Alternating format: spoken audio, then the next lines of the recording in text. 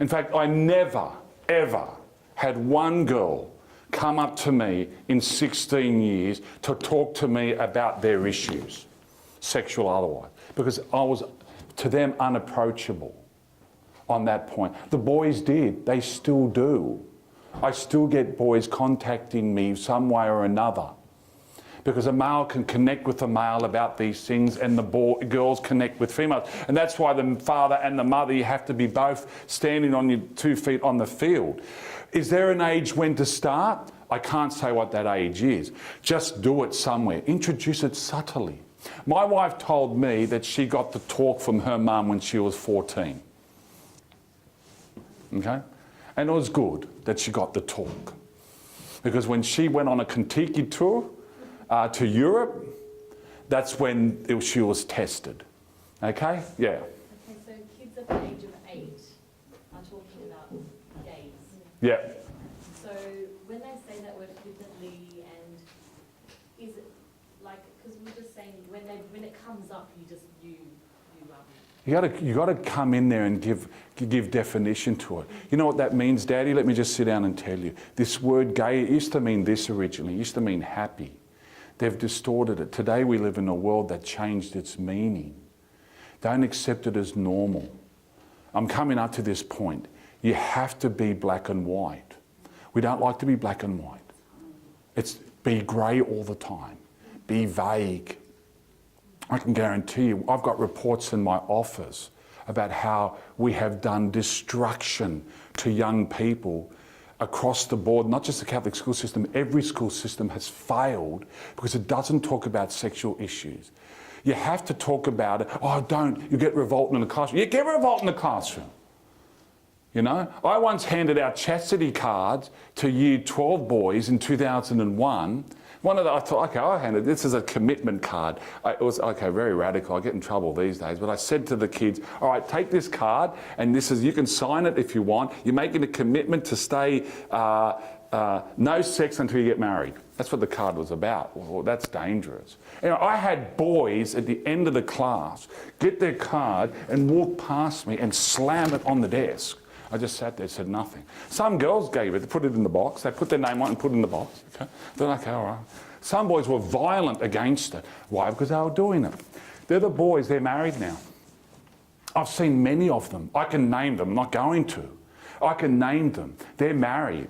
They've got kids. They come to church here. They're the toughest dads because they did and they know what was wrong.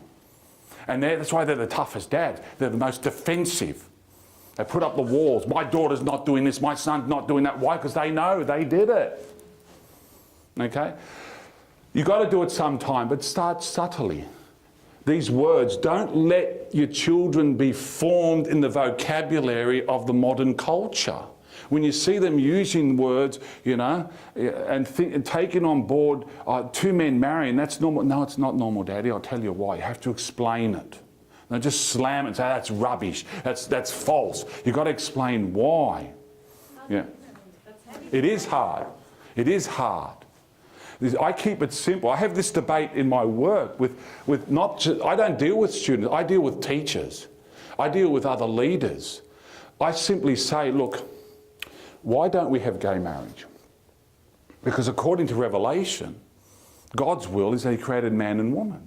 It's as simple as that. God wills marriage between only between a man and a woman. Where does it say that in the Bible? Well, we start with Genesis. And it's what, when Jesus talks about marriage, it's always between a man and a woman. It's not in God's plan. You just, for young people, you just say that. That's enough. It's not God's plan. It's a disorder. I say something. Yeah. What happens when it's a friend in the class, or it's the neighbour, it's somebody that relates to you, or somebody?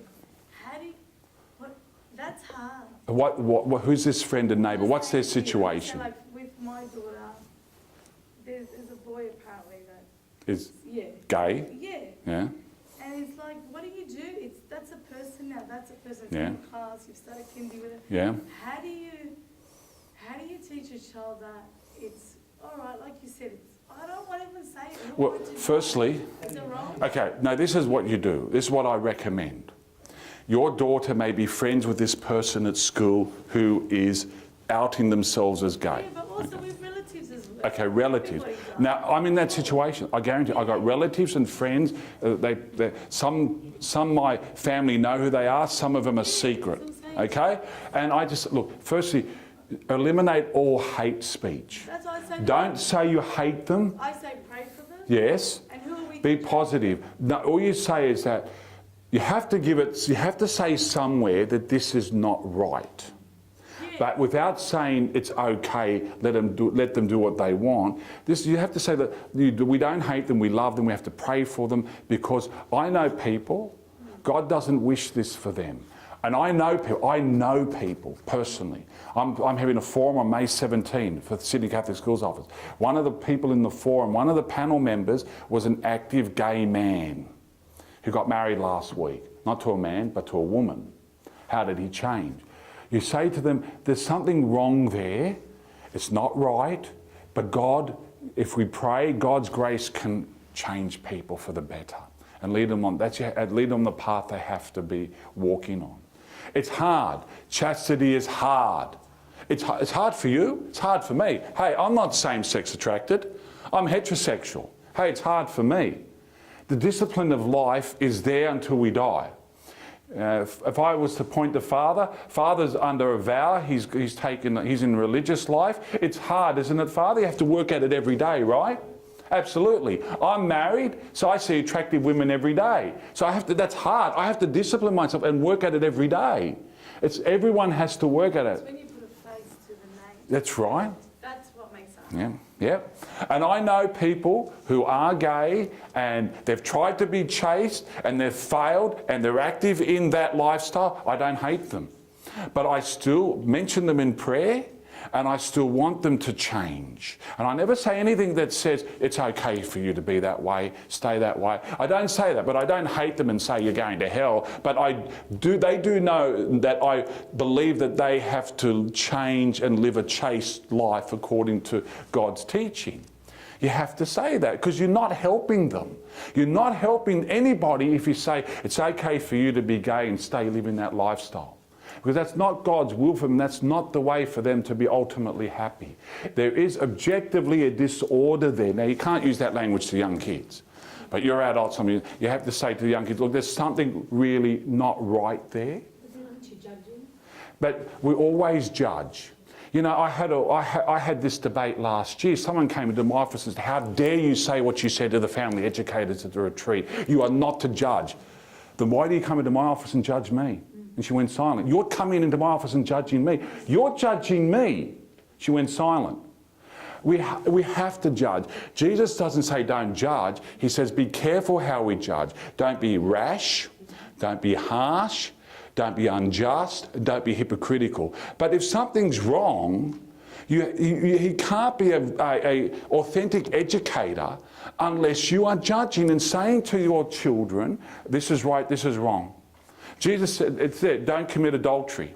So I'm telling my kids, when you get married, it's a real battle. You're going to meet the person you love, you're going to be married, you're going to be married for life, and you've got to control. You not only don't commit adultery, you've got to fight adultery in the heart. Hey, that's judging. I'm saying adultery in the heart's wrong. It's a judgment. But it's for their own good. That's not a wrong judgment. It's a judgment that's necessary to educate people so that they have black and white. It's not always black and white, but you have to start with young kids black and white. Otherwise, if you're going to give them leeway, it's okay to commit adultery a couple of times. No, it's not. Period. It's not. You have to be like that. So they're willing to fight the battle. And if they fall, okay, that's when we don't judge and condemn. We are there the church is there to walk with them, to help them to get up and walk the right way again. That's why we have those boxes in the church. They're called confessionals. They're pit stops for people who are struggling but failed. Okay? So that's why we don't judge to condemn outright. But we do have to judge and say, listen, that's not right what you did. But you know what? The grace of God is still there for you to come back and walk the right way. You have to talk like that. All right, just moving on now. I'm noticing the time. Going to the sacraments. I already made this point. We're great at sacramentalising kids, and as soon as they hit First Holy Communion, So many kids in the church after First Holy Communion, that's the end of their Christian life. Doesn't continue on from there. Because we're really using the church like a vending machine. Give me the baptism so I can roll my kids into the school. Get confirmed because that's what you have to do, the bishop's coming. Okay. First Holy Communion, get in white dress and okay, celebrate and have a party. And then afterwards, that's not an authentic faith. It's a mechanical, one-dimensional, dead faith. We have to teach your kids about the sacraments as events in where we meet Jesus. Don't just get a wafer on the tongue or get poured a bit of water and have an excuse to video camera it, right? It's events where we meet Jesus. And you as parents, be regular in being in front of your kids, going to the sacraments. You know what? I did make this comparison nearly 30 years ago. Just before my father died, I saw this man in the church here at St. Charbel's, going to confession and then sitting down. And I said to myself, I wish my dad does what that man does. That's what I said in my heart, I wish. Very soon afterwards, my dad died suddenly. That man's still alive. He's in Mass every morning at 6:30 here. He's an old man, he's bent like this. He walks up and down from Mount Lewis Avenue to the church every morning. He's bent like this. And he does it every day. The power of the witness that you have in front of your children to commit yourself to be going to confession. Where I work, the adults don't believe in this stuff. They teach it. You go to Mass, none of them kneel. They don't believe. You go to a liturgy where there's just staff there. They never kneel. Have their own rite, somehow approved by someone. Never kneel. Don't be seen standing in the line for confession.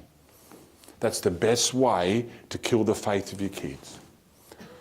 To reinforce the faith in your kids. You might not be a theologian, doesn't matter. You don't need to be.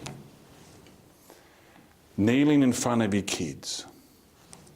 At the side of the bed before you go to sleep. Being seen going to confession. A man, 40 years of age, standing in the line going to confession is a very, very powerful witness. It is. We don't do enough of it. It's a very, very powerful. You don't have to sit down and tell your kids why you need to go to confession. Go. Dad does it. Must be good. I don't do it yet. But when your child grows up and they have a bit more common sense and the real world hits them, well, I'm going to confession. My dad did it. You have a lot more respect. They'll have a lot more respect for you. The next thing I want to say is about, this is where I might get a little bit